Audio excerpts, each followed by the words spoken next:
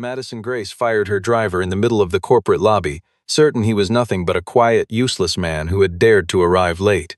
She had no idea that the night before, Mason Reed had silently pulled her car away from an ambush, staged to look like an accident. As Madison stepped into the elevator, her assistant Hannah pressed close, trembling, and whispered that he had saved her life.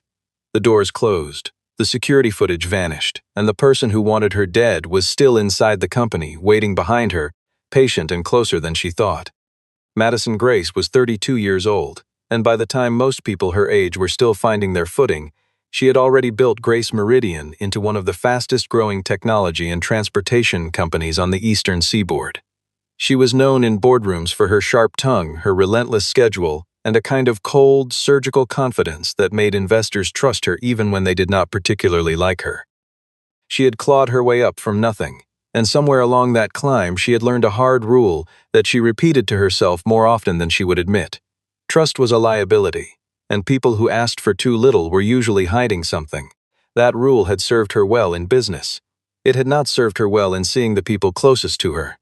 On the morning everything began to shift, Madison was preparing for the merger of her career, a deal worth billions that would push Grace Meridian past every rival in the industry. Lawyers were flying in from 3 different cities. Investors were watching the news cycle with the kind of patience that meant they expected results soon. Madison had not slept more than 5 hours a night in over a month, and she carried that exhaustion the way she carried everything else, buried under a flawless suit and an even more flawless schedule. Mason Reed had been her personal driver for 3 months. He was quiet in a way that unsettled people who were used to filling silence with small talk. He never asked about her day, never offered opinions on her meetings, never tried to make himself more interesting than the job required. He showed up early, said little, and drove with a kind of careful attention that Madison mistook, more than once, for nervousness. What she did not notice because she had trained herself not to notice drivers at all was the way Mason's eyes moved. He checked mirrors not out of habit but out of method.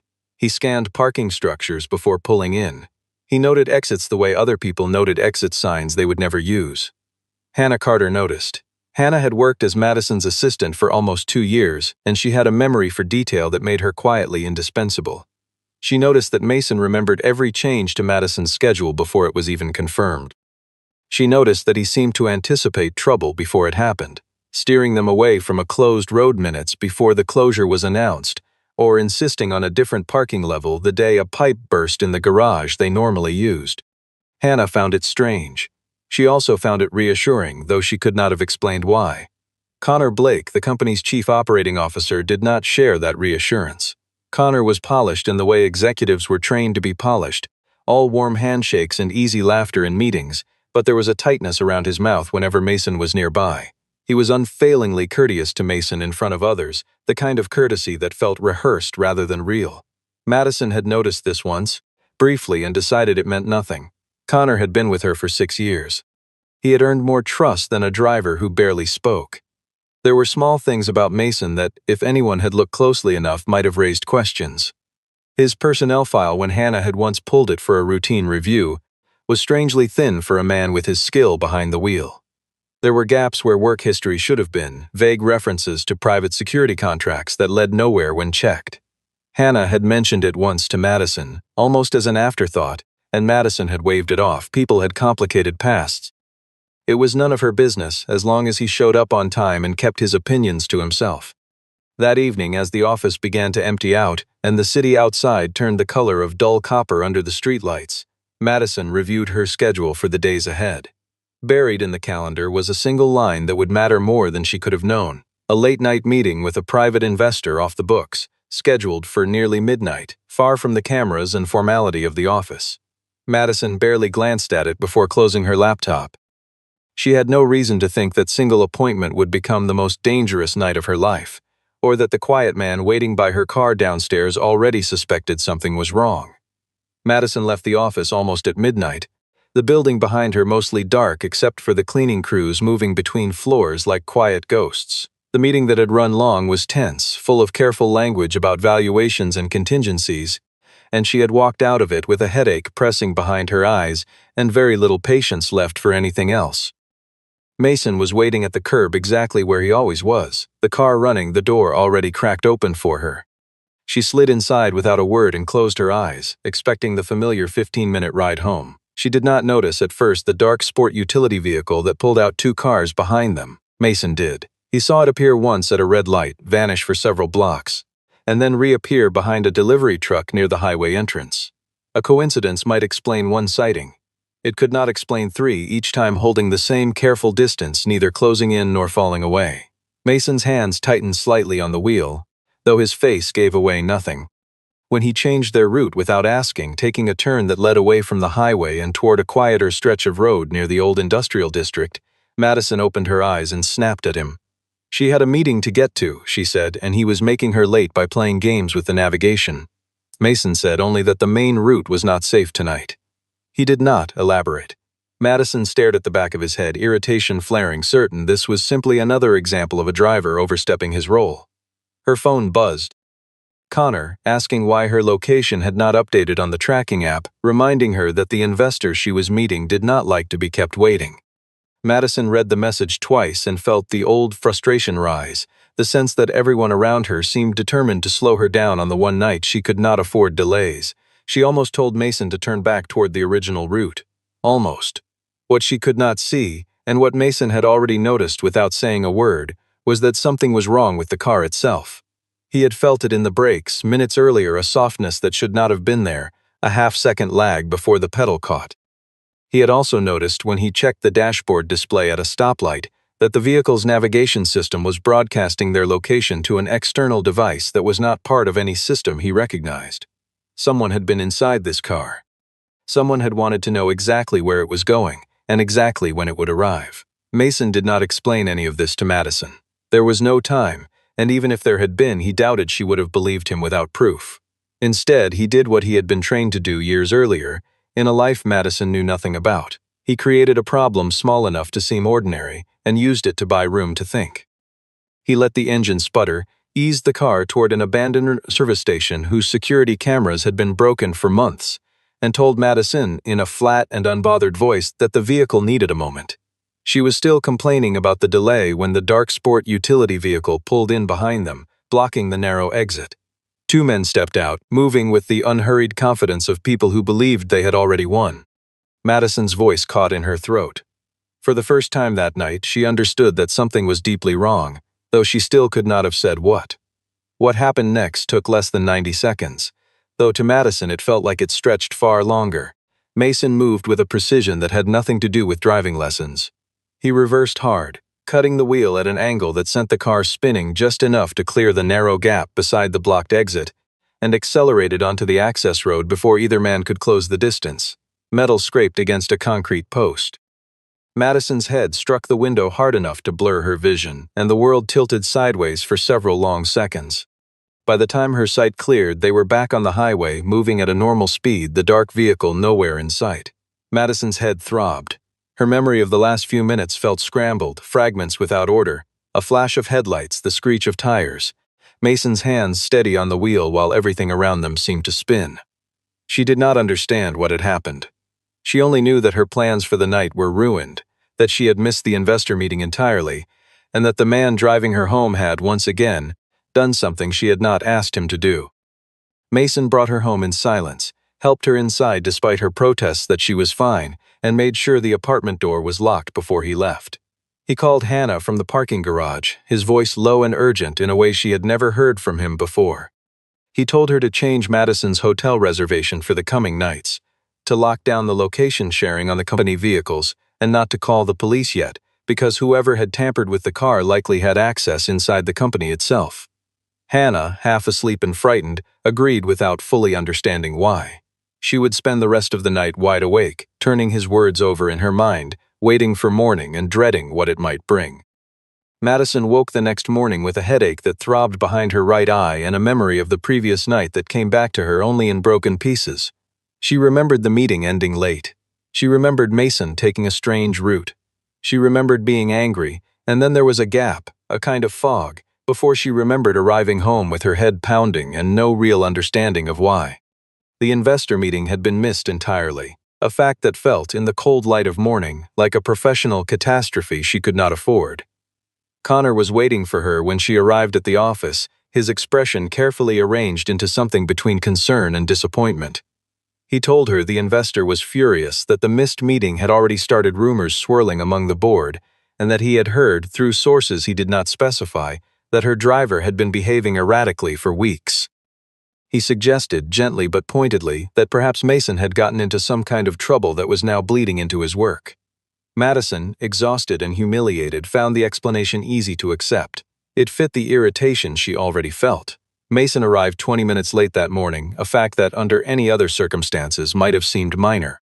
He did not explain that he had spent those 20 minutes parked across from the abandoned service station, retrieving footage from a security camera outside a closed convenience store that happened to have captured a partial view of the previous night's ambush.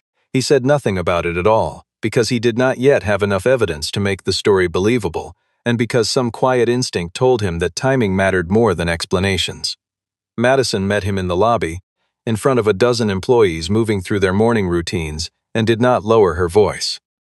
She told him, in clipped and furious sentences, that his behavior the previous night had been unacceptable, that he had ignored her instructions, caused her to miss an investor meeting that could affect the company's future, and shown up late the very next day as if none of it mattered.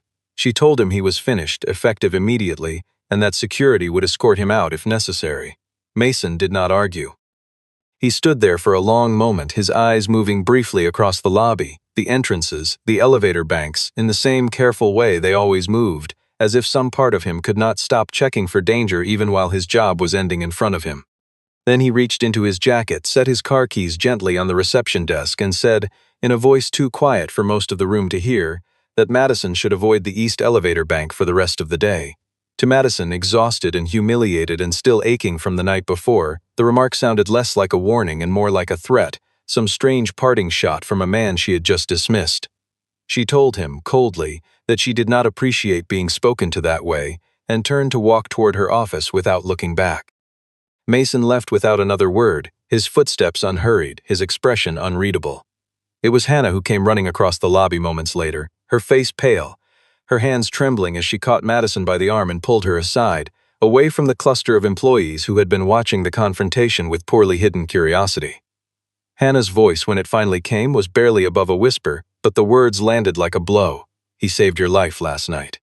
Madison stared at her, the words refusing to fit into any sentence that made sense. She opened her mouth to ask what Hannah meant, but before she could, the lobby's overhead lights flickered once, briefly, and the small red light above the nearest security camera blinked out entirely, as if someone, somewhere, had just made a decision about what they did or did not want recorded. Hannah pulled Madison into an empty conference room and locked the door behind them, her hands still shaking as she explained, in a rush of words that tumbled over each other, what she knew. Mason had called her at 17 minutes past 1 in the morning, his voice tight and urgent, and told her 3 things in quick succession. Change Madison's hotel reservation immediately, lock down the location sharing feature on every company vehicle, and do not call the police, because whoever had tampered with the car likely had access from somewhere inside the company itself. Hannah had done exactly as he asked, too frightened and too trusting of his tone to question it. Madison demanded proof, her voice sharper than she intended, frustration and fear tangling together in a way that made her sound almost cruel. Hannah promised there was footage, security camera recordings she had personally saved to the company server in the early hours of the morning, evidence that would explain everything. But when she pulled up the file on her laptop, the folder was empty. The recordings were gone, deleted sometime between 3 in the morning and now, using administrative credentials that only a handful of people in the entire company possessed. The technology department confirmed it within the hour. The deletion had been made using a high-level access key, the kind reserved for senior executives who rarely needed it and almost never used it. There were only 4 such keys in active use across the entire organization. Connor's was one of them. Madison sat very still when she heard that name, feeling something cold settle in her stomach that had nothing to do with her headache. Connor had been with her for 6 years. He had celebrated with her after every major deal, commiserated with her after every setback, and never once given her reason to suspect him of anything beyond ordinary office politics. The idea that he might be involved in something far darker felt almost impossible to hold in her mind, and some stubborn part of her still wanted to find another explanation, any explanation that did not require her to question a friendship she had relied on for years. Hannah, watching her hesitate, finally revealed the last piece of what she knew. Months earlier, Mason had given her a small encrypted drive and told her to open it only if he was ever removed from his position protecting Madison without warning. Hannah had nearly forgotten about it until that morning when his sudden firing brought the memory rushing back with sickening clarity. She retrieved the drive from her desk and plugged it into her laptop with trembling fingers. Inside was a folder of files that told a story neither woman wanted to believe. There were route maps marked with small red annotations, showing patterns in Madison's travel that had repeated themselves in ways no random surveillance would explain. There were photographs of a dark sport utility vehicle, the same one from the night before, captured from multiple angles over several different evenings, as if Mason had been tracking it long before it ever made its move. And there were close-up images of the underside of Madison's car, showing wiring that had clearly been altered, brake lines that had been deliberately weakened just enough to fail under pressure but not so much that anyone would notice immediately. Madison stared at the images until her vision blurred, the pieces of the previous night finally arranging themselves into a shape she could understand. Mason had not endangered her. He had saved her, calmly and deliberately, while she shouted at him for ruining her schedule. She had fired the one person who had spent the past several months quietly standing between her and a death disguised to look like an accident. Her phone buzzed once on the conference table, the screen lighting up with a message from a number she did not recognize. She read it twice before the meaning fully landed, her hands suddenly as unsteady as Hannah's had been minutes earlier. The message was short, almost casual in its cruelty, and it told her exactly how much trouble she was truly in. You just fired the only person keeping you alive. Madison spent the rest of that day pretending nothing had changed, smiling through routine meetings and nodding at quarterly projections, while her mind turned over the message on her phone again and again. Behind closed doors, she and Hannah began quietly retracing the company's recent decisions, looking for anything that might explain why someone inside Grace Meridian would want her dead rather than simply outmaneuvered in a boardroom. What they found after hours of careful searching through contracts and subsidiary filings was a connection buried several layers deep in the merger paperwork. The new deal, the one Madison had been preparing to sign for months, would expose a financial pipeline that had been quietly funneling money through a series of shell companies tied to one of Grace Meridian's logistics partners. If the merger proceeded as planned, auditors would eventually trace the pipeline back to its source.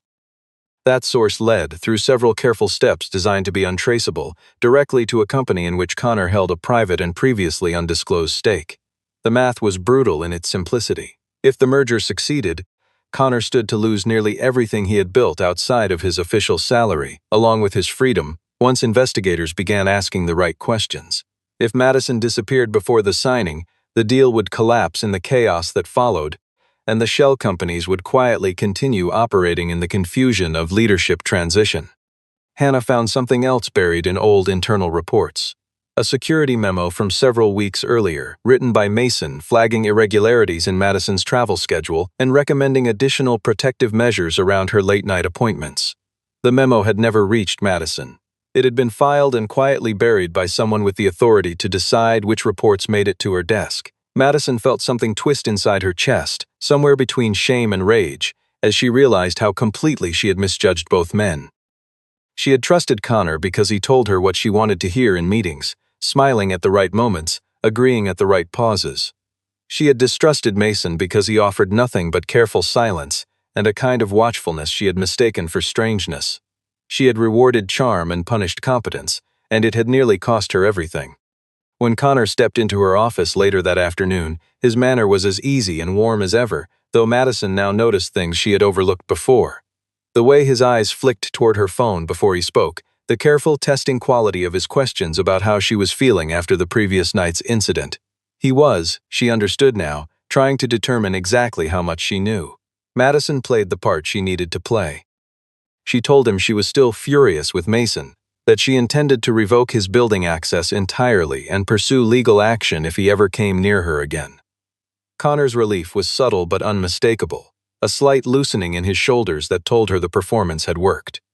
He left her office satisfied, and within the hour, Hannah discovered that he had already arranged a replacement vehicle for Madison's evening commute, a car that did not appear anywhere in the company's official maintenance and security records.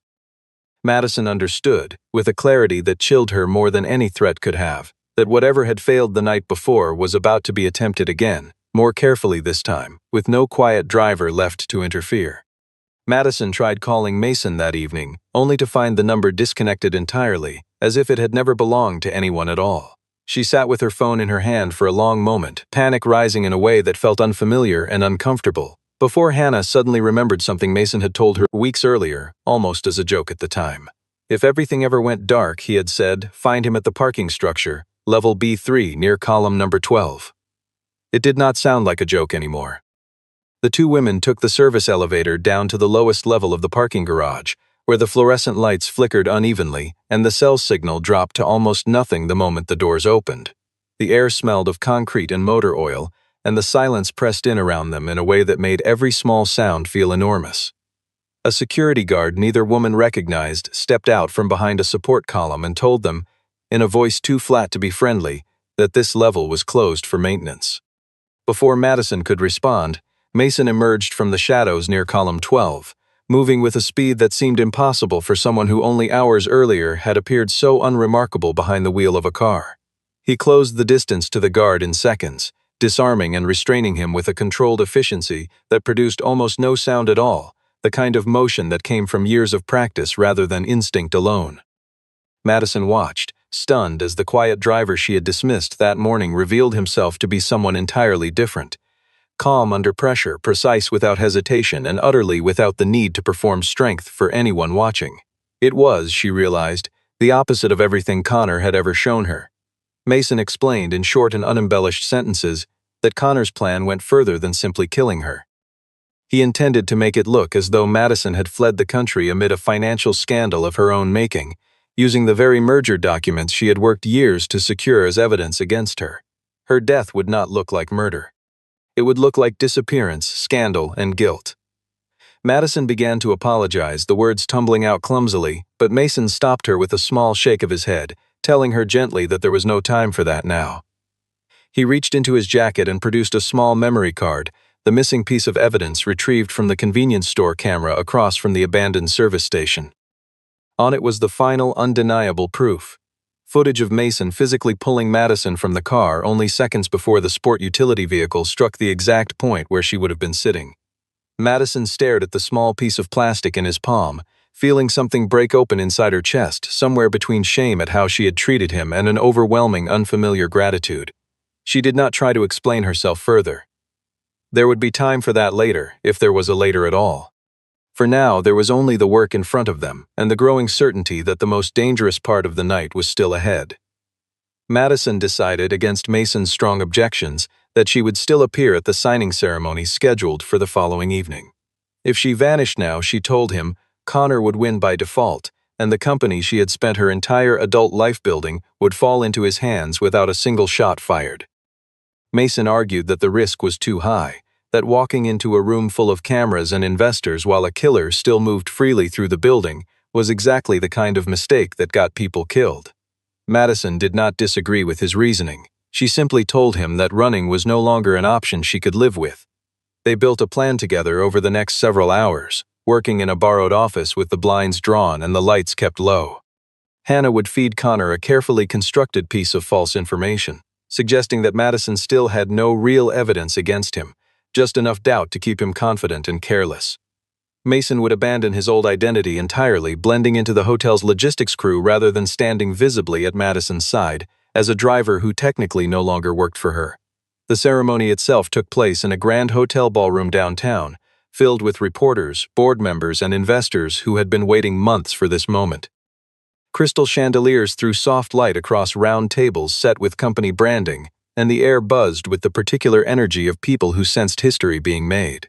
Connor moved through the crowd with practiced ease, shaking hands and offering compliments, all the while preparing a folder of falsified financial records designed to paint Madison as a woman quietly embezzling from her own company. Madison stepped onto the small stage at the front of the room, her heart pounding beneath a composed exterior that gave away nothing. She began her remarks with the kind of polished confidence the room expected from her, even as every nerve in her body stayed tuned to the periphery, watching for any sign of trouble Mason might need her to notice. Mason, meanwhile, had positioned himself near the technical staging area behind the ballroom, where audio and lighting crews managed the evening's broadcast feed. It was there that he noticed a man in a crew jacket carrying equipment that did not belong to any sound system he recognized, components wired together with a purpose that had nothing to do with amplifying speeches. The man was not heading toward the stage at all. He was moving steadily toward the server room behind it, the small, climate-controlled space where backup copies of every contract, every financial record, and every piece of evidence Madison had gathered were stored. If that room burned, so would the only proof that could stop Connor. Worse, its destruction could easily be framed as evidence that Madison herself had tried to erase the records before anyone could examine them. Mason slipped away from the staging area without drawing attention, moving through a service corridor toward the back of the building, every step calculated and unhurried even as urgency pulled at him from somewhere deep and familiar. Behind him, Madison's voice continued steadily through the ballroom speakers, buying time she did not yet know she was buying for a fight she could not see happening just beyond the walls. The chase moved through a maze of spaces never meant to be seen by guests, a steaming kitchen full of clattering pans, a narrow stairwell smelling of bleach and steel, a low corridor lined with humming electrical panels. Mason kept pace without ever fully closing the distance, content to herd the man toward a dead end rather than risk a confrontation in a space where stray movement might trigger whatever device he carried. The man finally turned, cornered near the service entrance to the technical room, and recognition flickered across his face. He spoke a name that was not Mason Reed, an old call sign from a different life, and laughed under his breath at the sight of him. He said Mason had always had a habit of saving people who never trusted him in return, a remark meant to wound rather than inform, though it landed closer to true than the man could have known. Years earlier, before Grace Meridian, before the quiet apartment and the careful, unremarkable life he had built for himself, Mason had worked within a specialized protective unit assigned to guard witnesses and executives caught in dangerous circumstances. A mission gone wrong, the details of which he rarely allowed himself to revisit, had cost him faith in the institutions he once served, and in the kind of power that always seemed to protect itself first. He had walked away from that world entirely, choosing instead a life built around distance from politics and a chance to quietly look after a family of his own from somewhere just out of sight, far from headlines and recognition. None of that history mattered now. Mason did not answer the man's taunt. He moved forward instead, closing the gap in 3 quick steps, and the fight that followed was short, efficient, and almost entirely silent, broken only by sharp impacts and the man's strangled grunt as Mason wrestled the device from his hands.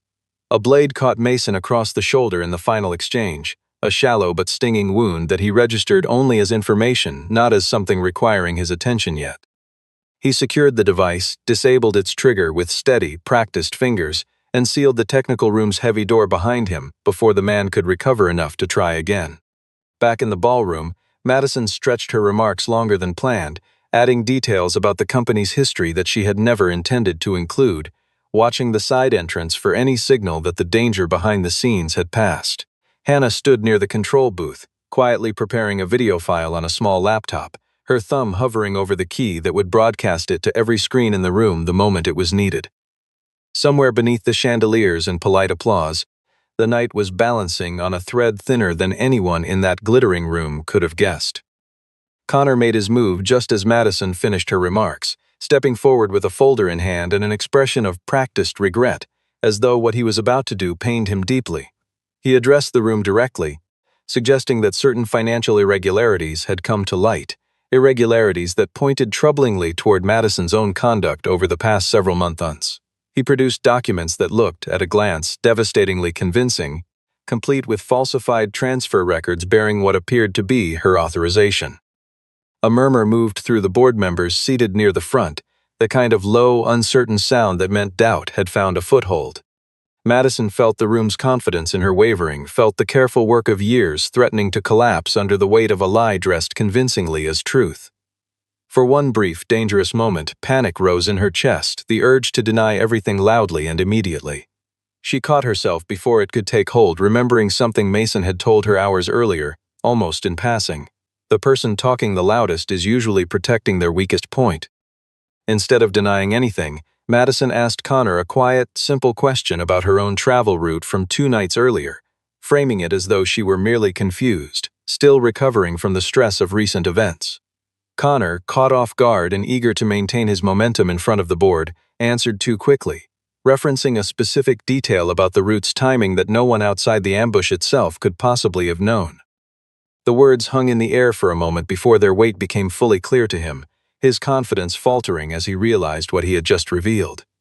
Hannah did not wait for further confirmation.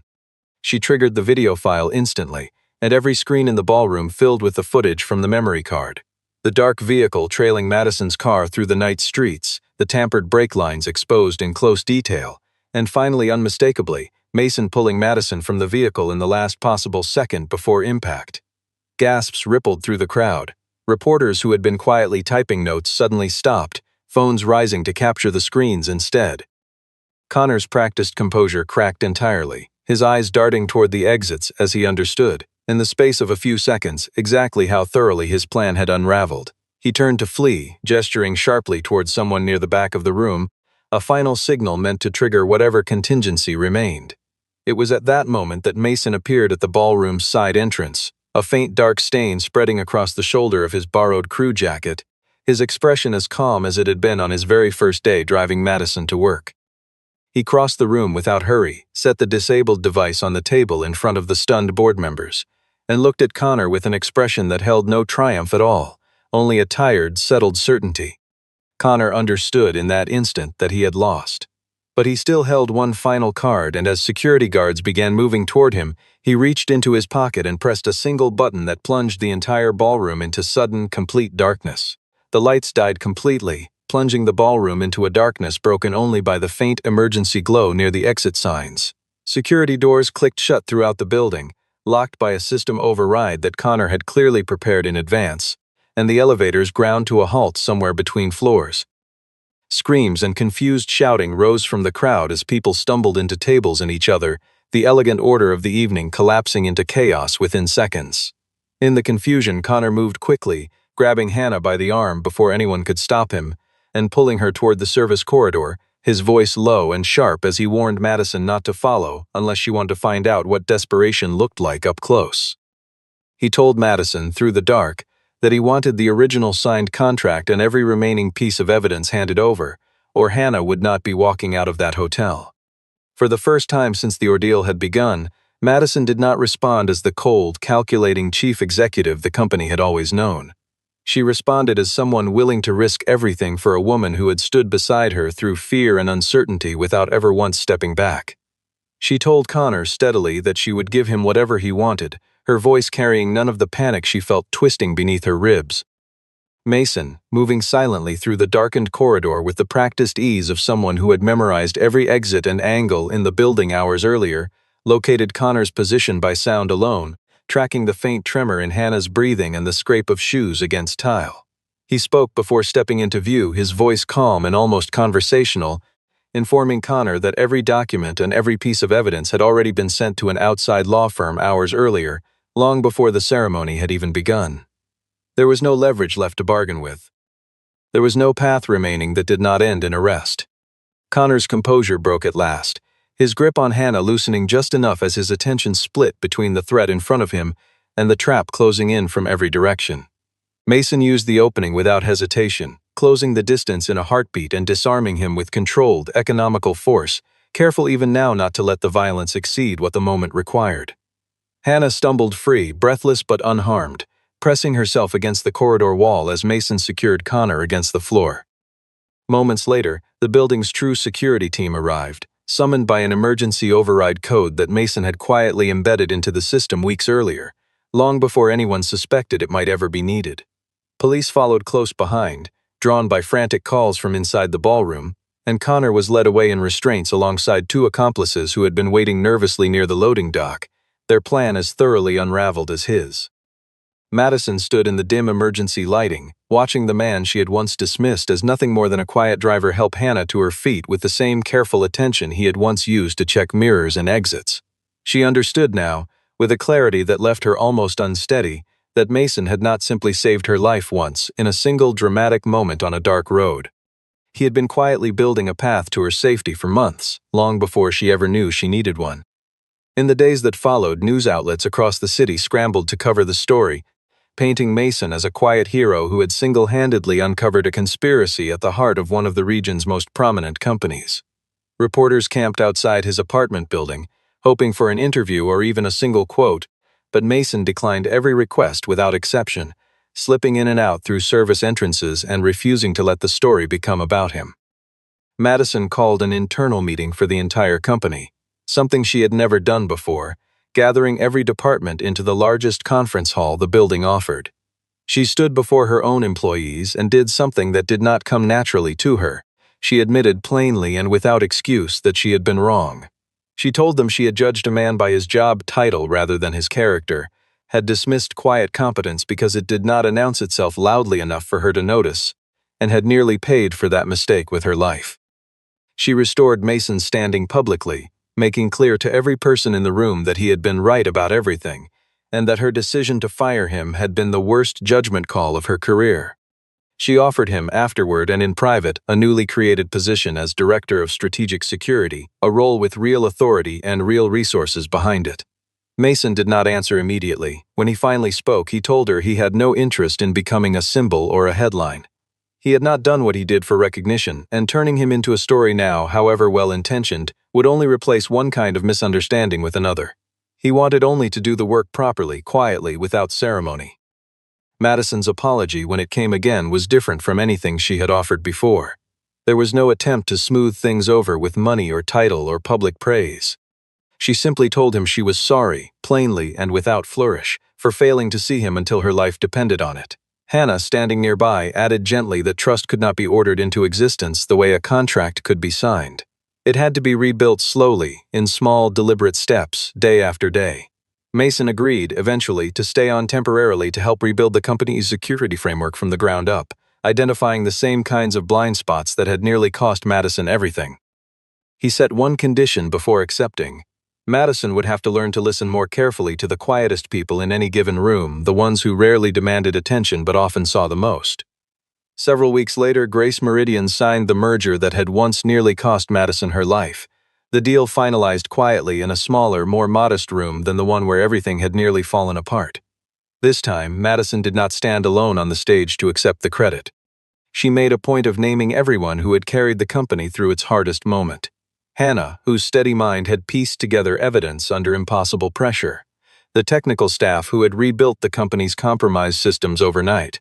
The new security team working to close every gap that had once gone unnoticed. And Mason, who had asked for no recognition at all and received it anyway, in the form of a brief, sincere mention that meant more to those who understood the full story than any headline ever could. Mason stood near the back of the room during the ceremony, exactly the way he had stood near the edges of every room since the day Madison had first hired him, watching the exits without seeming to, speaking to almost no one.